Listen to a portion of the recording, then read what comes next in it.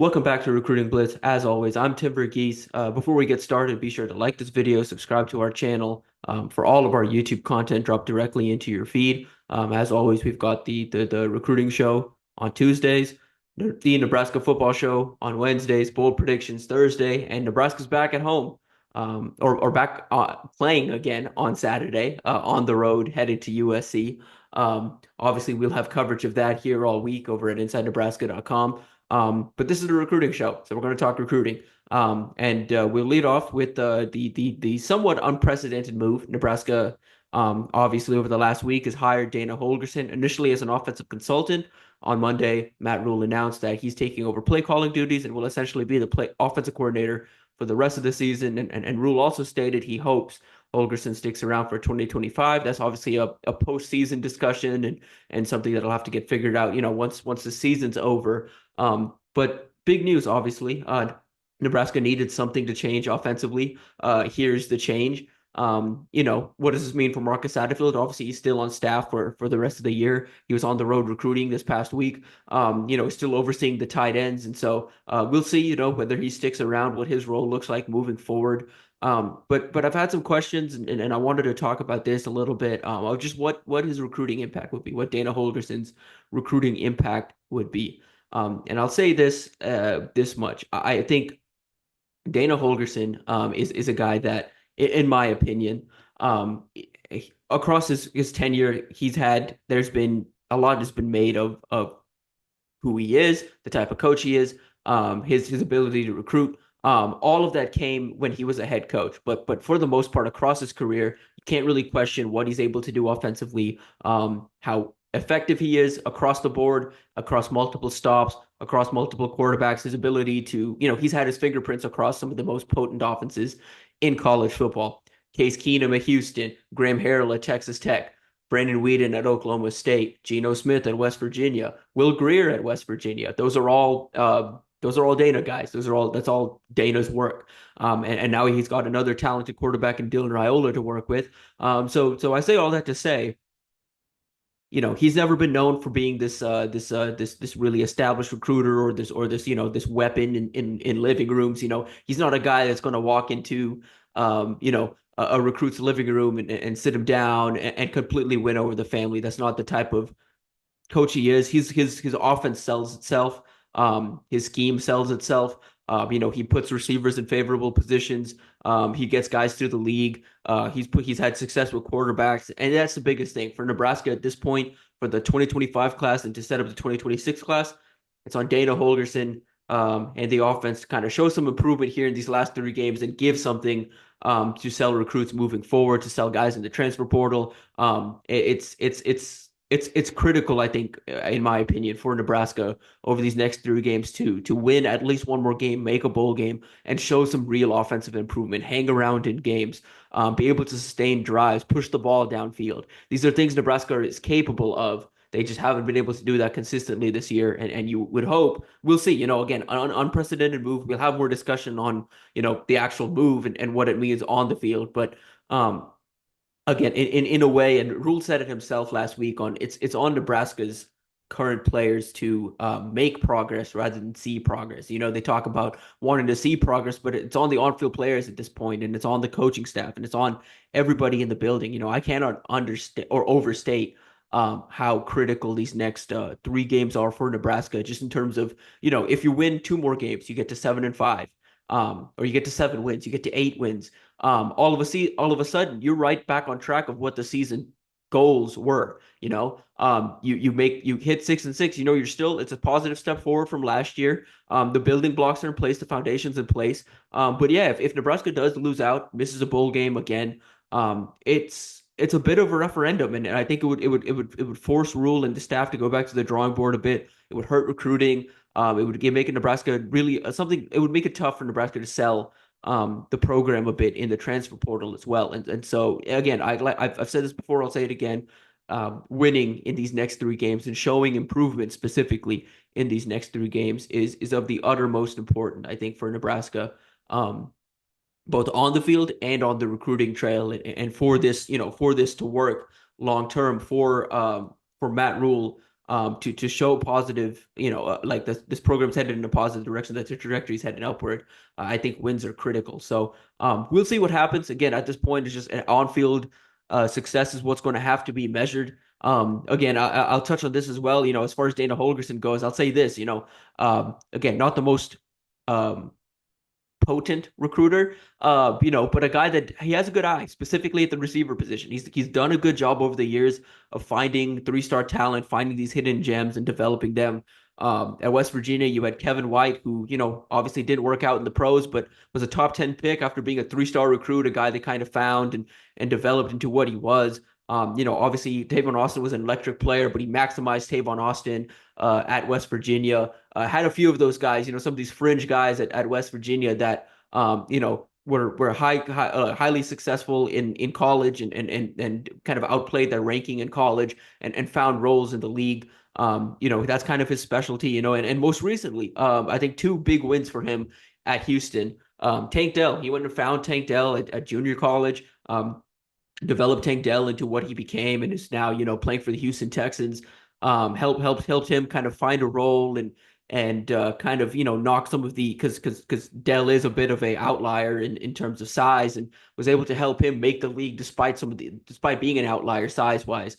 Matthew Golden was a receiver he found in Houston and was able to hold on to him despite some bigger programs entering that mix, and eventually Golden transferred to Texas, where he's, a starting receiver over there, having a big impact for a Texas team that's kind of gunning for a national championship this year. But those were two good finds recently by him, and he did a good job of building that Houston receiver room.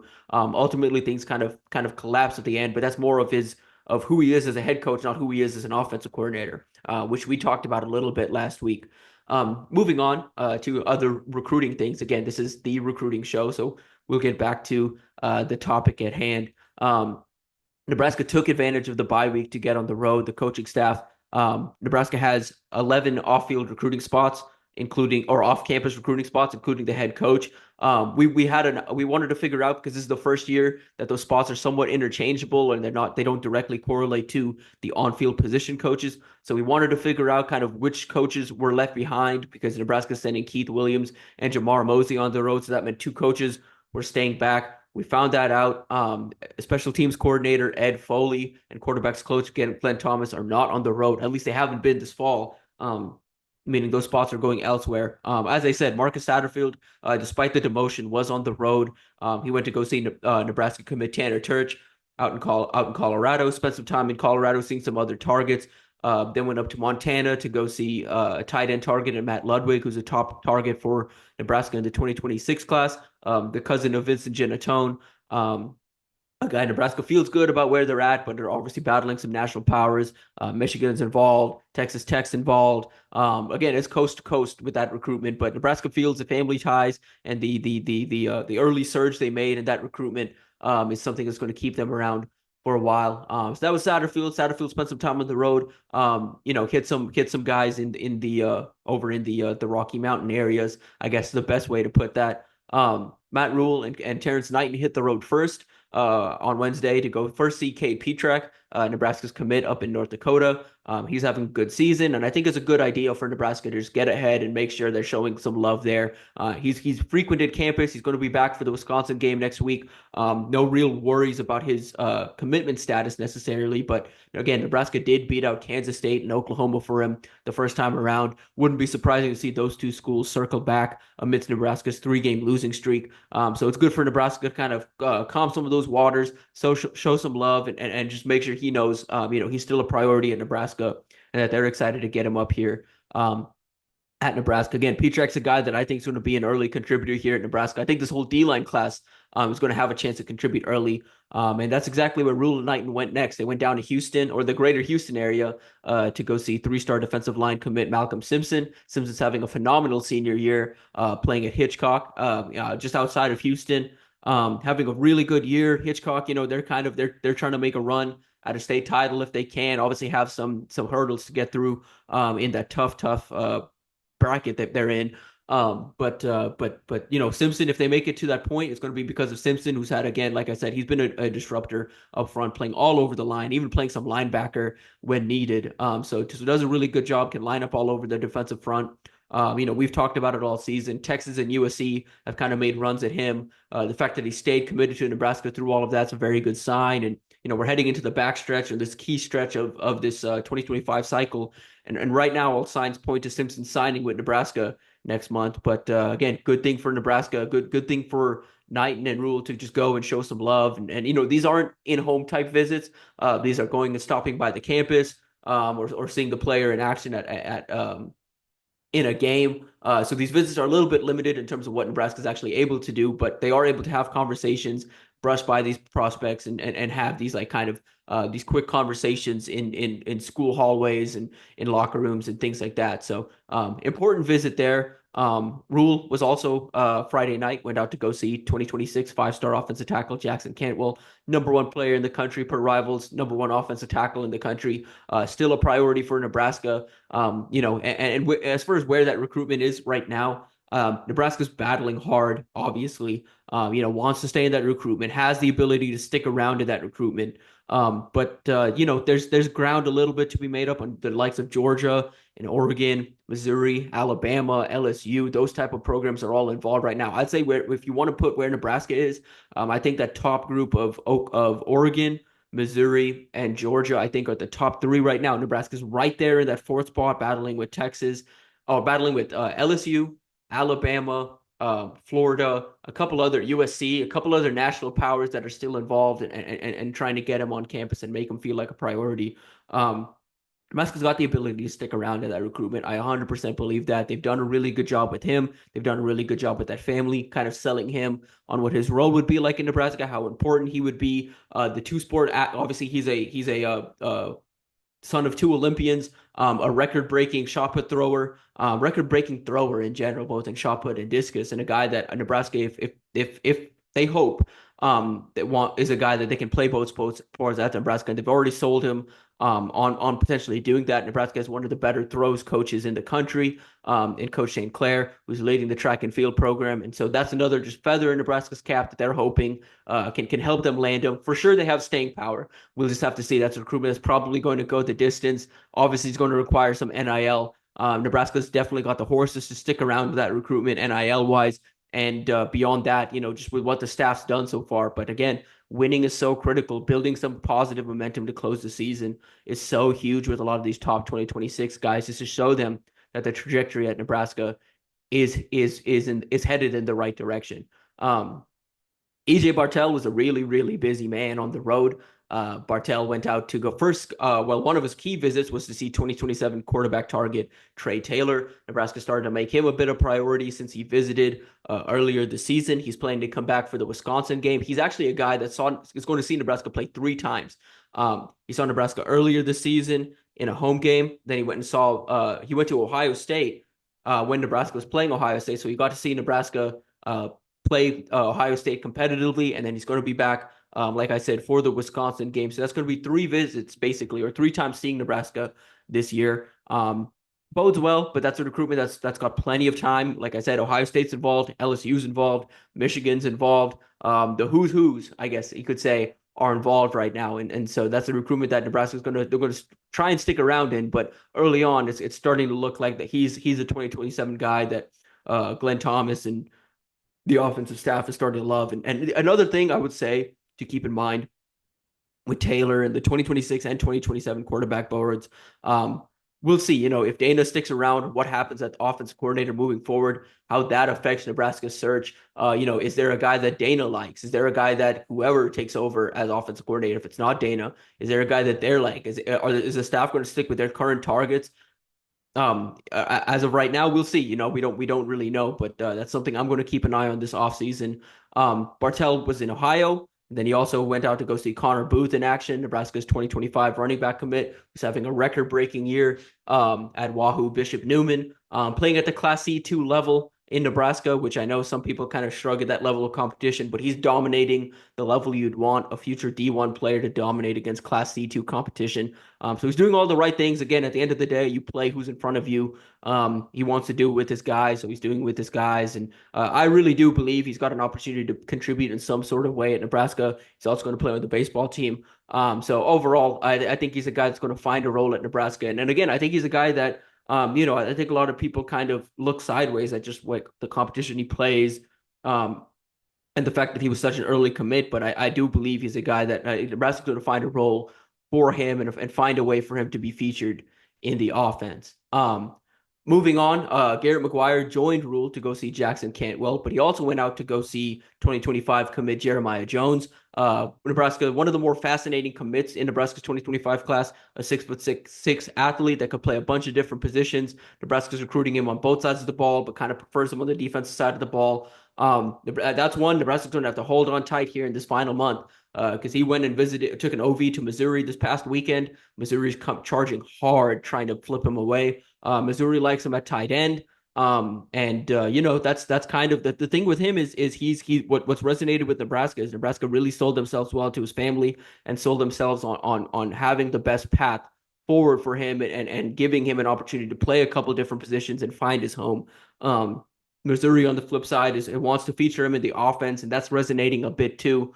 So we'll see how Nebraska counters, what Nebraska's pitch has been, and whether they're able to hold on. That's one. I think right now, if you're looking at the group of commits, who might be tough to hold on to, he's one that is wavering a little bit. So we'll see if Nebraska's able to get him signed, because he's a guy that I think can have an instant impact. Just with his size and his athleticism, he's a guy that makes an impact practically every week on both sides of the ball out in Murray, Kentucky, for his team. So again, like I said, Nebraska would like to hold on to that commitment. We'll see what happens. Speaking of Rule, real quick, I did forget to mention as well, Rule and Terrence Knighton specifically, while he was down in Houston to go see Malcolm Simpson, also stopped by to see 2025 cornerback commit Bryson Weber. Nebraska's trying to hold on there. He's the lone cornerback commit in the class. As things currently stand, and Nebraska would like to keep his commitment after he's having a good senior year. When Nebraska picked up that commitment, I kind of talked about how he's a very raw athlete that's kind of figuring things out at the cornerback position. As a senior, now in his second year playing corner, you're seeing some of the instincts start to click for him. He's pairing that athleticism he already has with the instincts he's gained, having been in the film room for a year and a half now, having played a full season at corner, now in his second full year at the position. He looks a lot more comfortable, and I think he's a guy that, at 6'2", 6'3", is going to have an opportunity to come in and contend for playing time early, because Nebraska loves lengthy corners and they like ball hawks, and he does two of those things pretty well. So we'll keep an eye on that one. Nebraska still battling Baylor, TCU, Ole Miss, a couple of those programs still trying to, flip him away. The same schools that were involved when he initially committed to Nebraska are still involved. So that's another one Nebraska's going to have to kind of hold on tight and hope they can finish out the cycle with him committed. And ideally signed on December 4th, signing day, which is coming up less than a month. Again, the season's moving quick, and they've moved signing day up. All of this feels like it's moving along faster than ever. Wanted to touch on a couple other key visits from the coaching staff. Keith Williams went out to Utah, went and saw two commits, and Bear Tenney, the tight end commit, amidst his senior year. Nebraska, kind of all set to sign him and get him on board next month.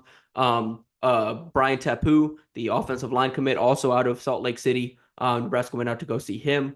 There's some buzz of some West Coast programs kind of kicking the tires there. So Nebraska likes him, wants to keep him around. They see a long-term future for him at offensive tackle, and a guy that's pretty raw right now, having moved in from New Zealand, still figuring out the nuances of football. But you really like the athletic floor he has and some of the things he does, and is a guy that 2-3 years from now could even be like a starting offensive tackle in the offense with some development. Two big visits for him. Another big visit, Nebraska is early on circling 2026 out of Idaho, an interior offensive lineman named Jax Tanner. Nebraska would ideally like to get him in town for a visit later this season, ideally for the Wisconsin game if they can, if not in the spring. But he's a guy that's picked up some real big national attention. The likes of Oregon are involved, Michigan.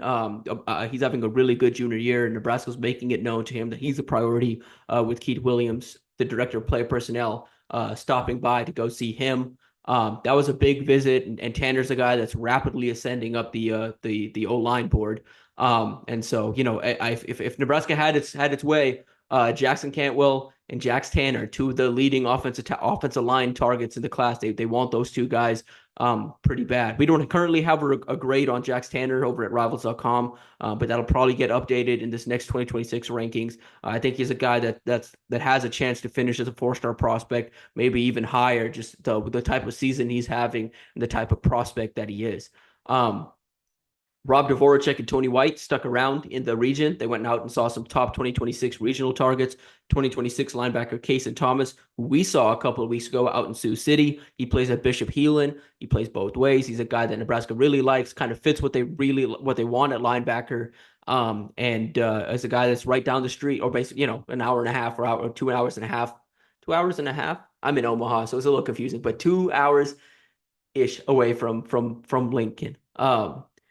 Two other visits. They went down to Kansas to go see Hunter Higgins, a 4-star defensive end target. Nebraska's battling Oklahoma, Kansas State, USC, Michigan, etc. for him. Nebraska would ideally, like to beat out those programs. They feel good about where they sit right now. But that's a recruitment that, on one hand, we've heard some buzz could look to shut things down sooner rather than later. And if that happens, I think that favors Nebraska. But if he gives his recruitment some breathing room and allows it to take some national visits, I think you can start to see some national powers really heat up with him. So Nebraska would like to get that one done sooner rather than later. Another Kansas visit, J.J. Dunnigan, a top cornerback target in the 2026 class. A guy that Rob Dvorak's recruiting, Tony White's recruiting, John Butler's recruiting. Nebraska just seems to like long, big corners. Dunnigan fits that. He's having a really good junior year. He is a Kansas State legacy. Still lives in right in the city. Plays at Manhattan High School out in Kansas. So pulling him away from Kansas State is going to be difficult. Probably the hardest part of that recruitment is going to be pulling him away from Kansas State. But Nebraska's pushing and doing what they can. That's another one just worth keeping an eye on, as we head into the offseason, because he's a guy that I think you're going to hear more and more of as we turn the page to the 2026 class. Jamar Mosley was in Florida making the rounds. EJ Bartell, probably the busiest guy of the coaching staff, just because he went down to Florida, was in Ohio, was also in Nebraska, just bounced around a good bit. Nebraska found themselves in a Tampa Bay Tech, a powerhouse program in Tampa Bay. Has a couple of top prospects, couple that I think is notable. Oregon 5-star wide receiver commit Dallas Wilson. Nebraska's not really checking in there. I don't think they really think they have a chance at this point from flipping them away from Oregon. The season Oregon having, but it doesn't hurt. Mosey has a relationship there. Doesn't really hurt. They do like 2026 running back Javari Burnett out there. Both those guys were able to see him. Burnett's a guy that is having some consistent communication with the coaching staff. Staff would like to get him on campus for a visit, if not later this season in the spring. So that's a new, just kind of somewhat new 2026 name to keep an eye on as we again turn the page to the 2026 class. Trying to see if there's anything else I did not touch on the coaches on the road. Oh, I guess a big one. We've been trying to figure out, John Butler obviously got to the staff a little late. It's been practically a decade since he's coached high school football or college football. So wanted to know who he is as a recruiter, what he looks for, what type of prowess does he have as a recruiter. And he got a big win pretty early on when he joined the staff. And then a couple of days later, Nebraska was able to secure the commitment of Bryson Weber. Butler was a big reason and just reinforcing why he should come to Nebraska, and was able to secure that commitment over the summer. But since then, we were trying to figure out, he hadn't made that many offers, wasn't really super active on social media, but it started to get a little more active. And we saw him on the road for the first time this week. He went down to Florida to go see cornerback target and CJ Brana. CJ is a guy that visited a couple of weeks ago for the UCLA game, was consistently flanked by assistant coaches. I thought that was really just a real big tell. The fact that there was always a DB assistant, whether it was Butler himself, whether it was someone else on staff, whether it was a recruiting assistant like Shelvin Smith, whether it was Devin Hyde, like it was a couple other assistants around him doing a really good job of making sure that all of his questions were answered and he felt like a priority. And then it speaks to just how big of a priority is that just a few days after that visit, Butler went down to go see him specifically at Windmere down in Florida. Braun is a lengthy DB, has 6 interceptions on the season. So he's a ball hawk, and that's the thing. We're starting to kind of figure out what Butler likes at DBs. He likes big DBs. He likes guys that can play safety and corner, has some versatility, guys that are above 6'1", ideally. He's got a couple guys he's monitoring that are right at that 5'11", 6 foot mark, but for the most part, he's really looking at DBs with some length and likes guys with natural ball hawk instincts, I guess is the best way to put that. It's a philosophy, I guess. Not I guess. I know, but it's a philosophy across college coaches and coaches in general, defensive back coaches, that when you're looking at the defensive back position, some guys have a natural instinct for getting the ball in their hands. Some guys don't. And, some coaches think it's a teachable thing. You can teach a guy to get interceptions. Some people think it's luck. But there's a good amount of coaches, even at the NFL level, and Butler's one of them, that truly believes ball hawking and getting interceptions, forcing turnovers is a mentality. It's an instinct thing. It's something, it either comes to you naturally or it doesn't. And you look at the board of who he's built up, of the targets he's prioritized in 2026 and moving forward, it's guys that have those instincts. So kind of bodes well. You want ball hawks in your secondary, and it's good to see that Butler is getting his getting comfortable as a college recruiter. Long term, obviously, we'll see kind of what his future looks like, not just at Nebraska, but in college football in general. He before coming to Nebraska, he expressed a desire to be an NFL defensive coordinator. Openings just it didn't work out for him, and so he's at Nebraska now coaching. But we'll see. I'm really interested. I think it's one of the more interesting things for me is seeing how he continues to develop his board, how he continues to develop the guys he has in his room, because he's got a ton of DBs, obviously, a bunch of young DBs in that room that he's working on developing.